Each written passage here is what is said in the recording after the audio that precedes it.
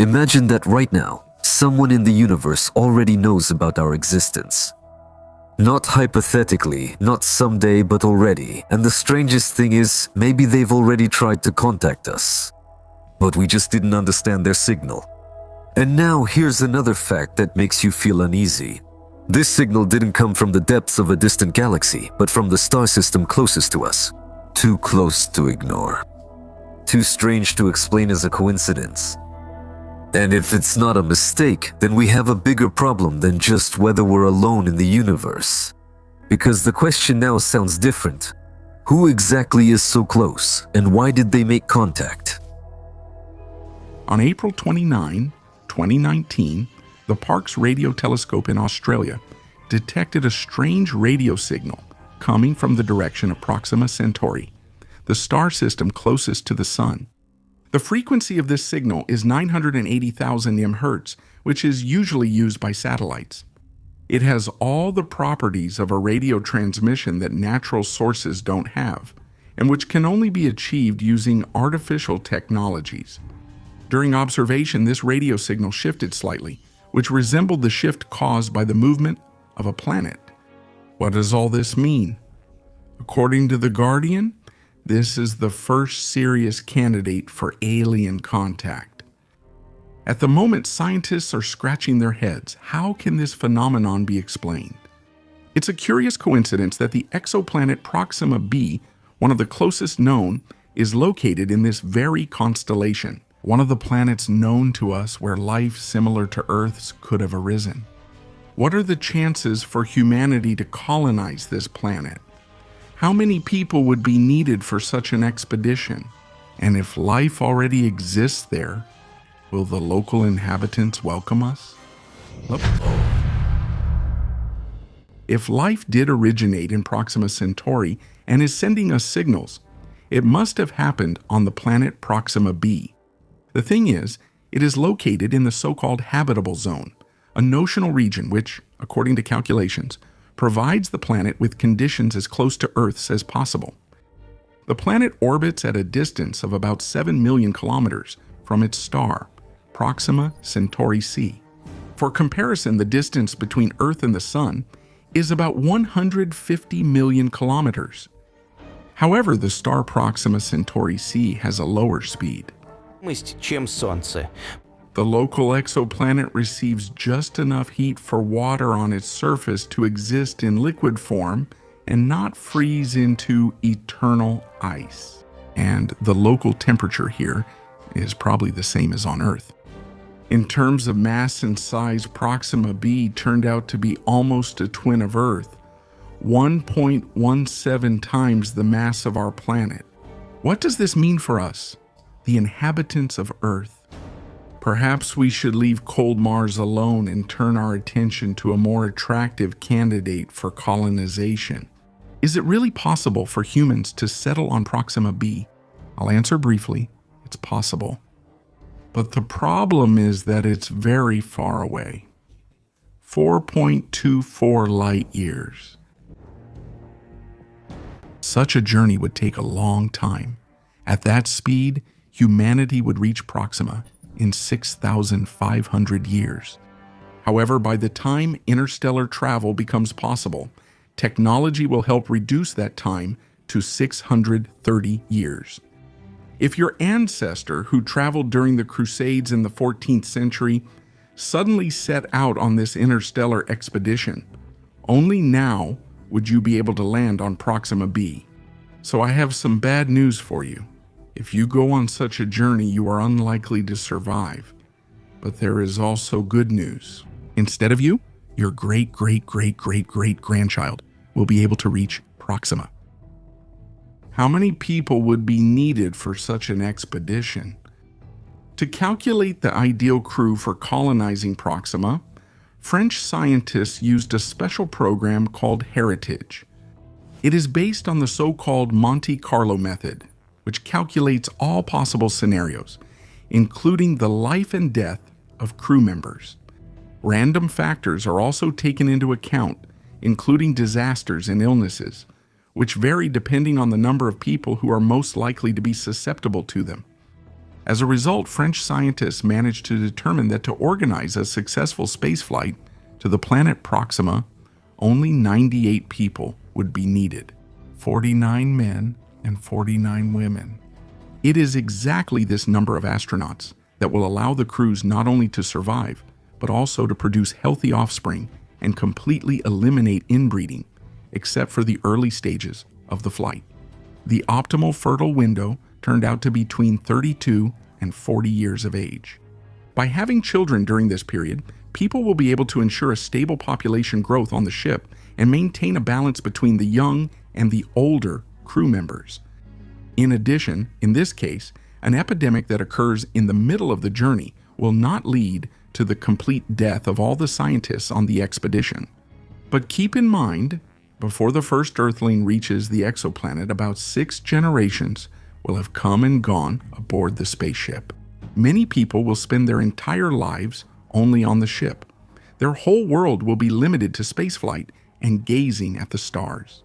Their immune system and physiology will become different. They will never see the sky or the sun. Although it seems to me their consciousness can be immersed in a virtual world where they can experience all the richness of life on Earth. What will happen when they finally reach their destination? There are several possible scenarios here. The first scenario: there will be no water or air here. First of all, because of such proximity to the star, Proxima b would very likely have experienced a runaway greenhouse effect. This, in turn, would have led to the complete drying out of the planet and the evaporation of its oceans. For example, the same thing once happened to Venus. Secondly, in this zone, the planet would have been under constant exposure to harsh radiation and solar wind, which would also eventually lead to the loss of water and atmosphere. Thirdly, recently scientists recorded a flare that increased the star's brightness 1,000 times in just 10 seconds. To survive something like this, Proxima b would need to have a magnetic field as strong as Earth's and a dense atmosphere. But for now, we know too little about the history of this planet, and recent calculations give hope that it still could have preserved conditions for life as we know it on Earth. The second scenario: we land on a habitable planet.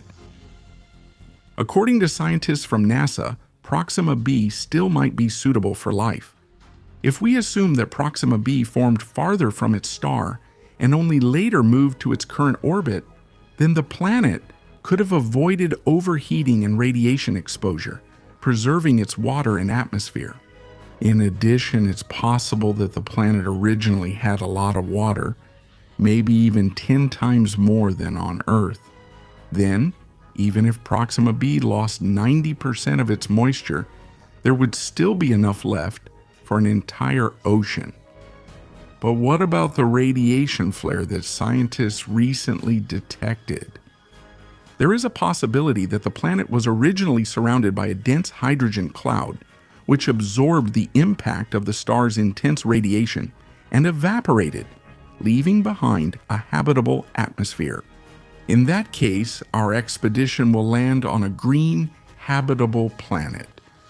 Perhaps there will be intelligent inhabitants living on it. What do you think? How will they react to immigrants from Earth like us? I think that the instinct for survival and protecting one's territory is something that is inherent in every living creature. Therefore, even if the locals turn out to be humane, they are unlikely to be happy to share their planet with us. The third scenario, we will encounter an alternative form of life. Usually when we search for extraterrestrial life, we base our assumptions on the idea that it must have formed in biochemical conditions similar to those on Earth. However, what if life could have formed even on a planet where there is no air or water? For example, biologist Jack Cohen and mathematician Ian Stewart argue that astrobiology based on the rare Earth hypothesis is limited and dull. They suggest that life could have arisen under other conditions as well, but not be based on carbon. Silicon is most often mentioned as an alternative to carbon, and ammonia as an alternative to water. Thus, we can assume that on Proxima b, we might encounter strange beings unlike ourselves, who have managed to build an advanced civilization and send radio signals to other constellations. Who will prove more intelligent, them or us? Write your opinion in the comments. However, even if we successfully reach Proxima b and the locals greet us, so to speak, with open arms, I am still troubled by the uncomfortable point you heard earlier. The flight will take 630 years. I don't know about you, but I wouldn't board a ship knowing I wouldn't make it to the end. What can such a journey be compared to? For example, when the ancient Greeks thought about traveling to Mars, they calculated that even the fastest horse would take tens of thousands of years to get there. All the horses in the world at that time wouldn't have been enough. Just like now, all the energy on our planet isn't enough to reach Proxima b in even 100 years. But those same ancient Greeks couldn't even imagine that in 2021, we would be routinely flying to Mars, receiving regular photos from there, and organizing its colonization. Do you understand what I'm getting at? We have understood the universe on some level, but to accelerate to high speeds, we also need to delve into the atom and understand how all of this works. Take chemistry, for example. All rocket fuel is based on chemical reactions. But we still don't know what gravity is, how it works, or what role it plays if you're flying through open space from one star to another. Someone will eventually come up with the equivalent of a modern engine for traveling between star systems. It will be something fundamentally new, something that's hard to even imagine right now. And here I have good news for you. Some interesting developments already exist. When it comes to planets, what object do you imagine? Earth? Jupiter? Pluto? Whatever you imagine, when planets are mentioned, you almost always picture something spherical. But the universe is diverse, so no templates apply here. Even in the solar system, there is a celestial body that completely breaks all stereotypes. This is Haumea, spinning some 7.5 billion kilometers from the Sun in the embrace of the Kuiper Belt. But in this vast torus, there are many other exotic bodies. Why this one specifically? There are several reasons for that. To find out what they are, let's get to know Haumea a little better. This modest planet is classified as a trans-Neptunian object, which means a celestial body whose orbit lies beyond icy Neptune. Haumea is also classified as a Plutoid, a dwarf planet that fits a specific classification. In particular, their mass must be sufficient for gravity to shape them into something resembling a sphere. Among other things, these objects are not required to clear the space around them, as is necessary for full-fledged planets. Eris, Makemake, and Pluto are also classified as Plutoids, having been relatively recently expelled from the main lineup of the solar system. And now, this is where the real oddities begin. Haumea is the fastest rotating planet in our immediate neighborhood. Even Jupiter, the legendary sprinter of the solar system, can't keep up with her. Haumea's rotation period is just over 3 hours, and this is an absolute record among objects known to astronomers. As a result, the shape of the planet is unlike other bodies in star systems. Haumea is a classic ellipsoid.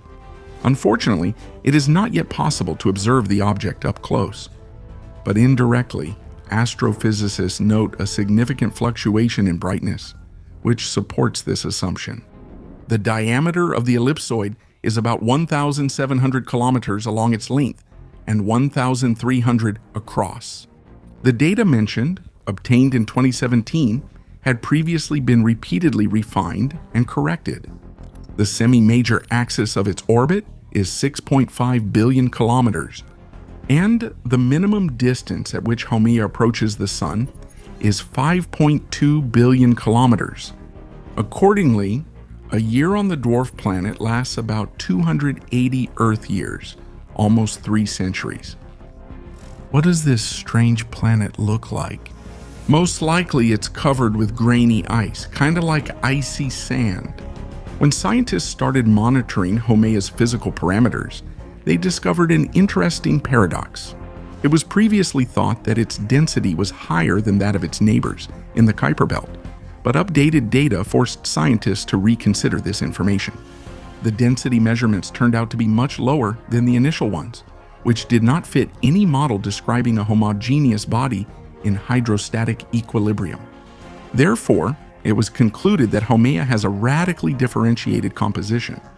It is possible that inside the planet there is a heavy rocky core, which is blanketed by a loose mantle of ice like a feather bed. I wonder how comfortable the conditions are on this distant, tiny planet. When it comes to this question, as they say, it's a matter of personal preference. And yes, if the concept of sand mentioned earlier makes you think of hot beaches, we have to disappoint you. The temperature on Haumea's surface is far from resort-like. Minus 223 degrees Celsius. The atmosphere on this celestial body doesn't offer much variety. In fact, it simply doesn't exist. Therefore, Haumea isn't swept by hurricanes or refreshed by rainstorms. The granular ice covering the dwarf planet is mostly water, but with some unusual inclusions. In particular, potassium cyanide has been detected in the spectrum. Not the most pleasant addition? Among the dwarf planets, Haumea is one of the leaders and ranks fourth in size. Imagine a huge, wildly spinning stone egg. The planet's difference from its neighboring objects is connected to its tragic past. Scientists believe that a long time ago, Haumea went through a major catastrophe. The sudden impact of a massive asteroid or another celestial object gave it a higher rotation speed and contributed to the formation of its two moons. By the way, if you look closely at the planet's surface, you can still see the trace of that monstrous collision. It's a small pink spot, although it might just be a cluster of colorful minerals. When talking about the dwarf planet's moons, it's also worth recalling the story of its discovery and the attempts to name it. The celestial body was discovered relatively recently. The official date is July 29, 2005, moreover. The discovery was contested by two groups of scientists at once. In the end, the dispute. It was resolved, and along with it, the planet was given a proper name along with its catalog number. They decided to name it after the Hawaiian goddess of fertility. The moons of Haumea were named according to the same principle. They were called Namaka and Hi'iaka. These are the names of the daughters of the Hawaiian deity. Interestingly, before being cataloged, astronomers informally called the larger moon Rudolph, after one of Santa Claus's reindeer. Why such a strange choice? It's simple. The planet Haumea was unofficially discovered in 2004, right after Christmas. That's why in certain circles it was called Santa for a long time. What surprises astronomers about the dwarf planet's moons? The first moon, Hi'iaka, has a diameter of 310 kilometers. A year on this moon lasts 49 days. Namaka is much smaller. Its mass is 1/10 that of its neighbor, and its diameter is about 170 kilometers. It orbits its parent planet in 18 days. Both satellites are gradually moving away from Haumea. This happens slowly and imperceptibly, similar to our moon, which is also quietly drifting away from the vicinity of the Earth. Astronomers believe that the formation of the moons is also the result of an ancient collision. And now, can you guess what connects the planet Haumea with the giant planet Saturn? It turns out it's the ring system. Of course, they're not as epic as those of the ring giant, but the very presence of such a structure around an object of such tiny size says a lot. The width of the rings is about 70 kilometers, and their radius is 2,300 kilometers. The uniqueness of this phenomenon lies in the fact that Haumea is the only trans-Neptunian object surrounded by such a ring. It is believed that the moons, the rings, and the unusual shape of Haumea are all links in the same chain, formed as a result of an incredibly powerful catastrophe. Will we ever be able to study this mysterious world? Hypothetically, something like that is possible. If we send a robotic interplanetary probe in the specified direction, it will reach Haumea in about 15 years. At the same time, a gravity assist around Jupiter is mandatory. Without it, achieving the necessary acceleration for the probe is impossible. What is our universe, and is it alone in the vast macrocosm? Let's start by turning to a well-known analogy. Everyone knows hardworking bees have no idea about the existence of the beekeeper and are absolutely sure that they make honey only for themselves. This doesn't make them better or worse than other living creatures, it's just that the beekeeper is beyond the scope of their thinking. Humanity, in terms of studying the universe, is in the same position as those very bees, as upsetting as it is to realize this fact. We barely understand a millionth of the laws by which it exists. Moreover, all the knowledge of Earthlings is based on theories, hypotheses, and endless speculation. And what if there are billions of such universes? Such a statement could make any average mind freeze. But we will still take the risk of raising this difficult topic and try to at least understand it a little. The most popular hypothesis about the origin of our universe says that once, almost 14 billion years ago, a huge bubble was born from a certain infinitely hot point of singularity, inside which stars, planets, asteroids, and myriads of galaxies later appeared. The downside of this theory is that some scientists are convinced that all of the above appeared out of nowhere, but that's not the case. Even before the explosion, there was such a concept as cosmic inflation. The apparent emptiness of the vacuum is actually an ever-expanding space filled with energy flows. Accordingly, if this continuous process existed even before our universe appeared, then what prevented it from creating millions of other worlds? Multiverse theory is mainly based on this assertion. Like all the others, it is not absolutely confirmed by nothing except scientific speculation, but there is a certain logic to it. Inflation implies the expansion of space at an exponential rate. This means only one thing. After the Big Bang, the apparent emptiness expands so quickly that any curved space, whether it's a sphere, a ball, or a bubble, call it whatever you like, will soon appear flat. From the surface of the Earth, we also can't immediately tell that it's round. The process of inflation is not uniform. In some places, it continues indefinitely, while in certain areas it stops because it operates according to the principles of quantum fields. Accordingly, in certain sectors of the macrocosm where space continues to expand, conditions become favorable for the formation of new singularities. This leads to a logical conclusion. Somewhere in the black void, right now, new Big Bangs are flaring to life, giving rise to a necklace of universes unknown to us. Naturally, at this stage of scientific development, we are not able to verify the accuracy of this theory, or even indirectly observe the emergence of new worlds. But the known laws of physics support this assumption. A brief reference.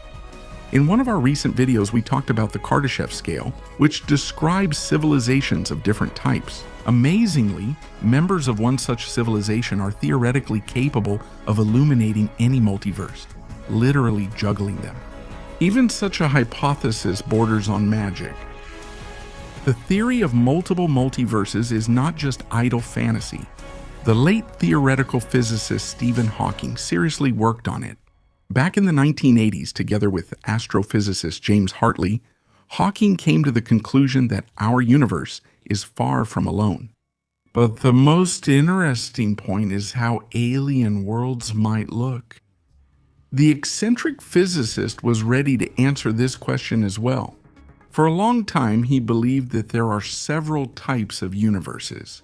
One group is similar to ours, where there are planetary systems, galaxies, and even homunculi, human doubles. Also, within the supercluster, there are worlds where the development of civilization has significantly lagged behind. That's why on some planets, sauropods still roam. Universes that are radically different from ours are also quite astonishing. In them, stars do not shine, planets do not orbit, and the laws of physics work completely differently. All this diversity is hard to imagine, but theoretically, such a thing is quite possible. Or is it not?